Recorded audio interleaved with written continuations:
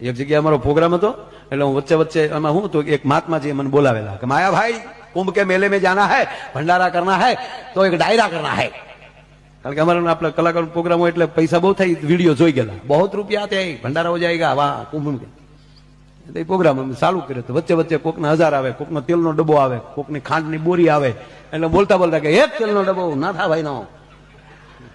એમાં એક ભાઈ આગળ બેઠા હતા, એનો મગજ ગયો, કારણ કે એવા રસિયા હતા ને સાંભળવામાં। મને કે વચ્ચે વચ્ચે તમે બોલો છો ને એ આખી કાર્યક્રમને મને કે લીક તૂટી જાય છે। અરે મેં લીક તૂટે પણ બાપુની બુદ્ધિ તૂટે, પછી એની ધીરજ તૂટે। આ એની હાટું કર્યો છે કુંભના મેળા હાટું। કેટલો ખર્ચો છે? હું કોઈ બાપુને પૂછું, બાપુ ક્યાં? તો બાપુએ કીધું કે જો દેખો બેટા, 200 डब्बा तेल, 100 डब्बा घी, 50 बोरी खांड, 50 बोरी आटा।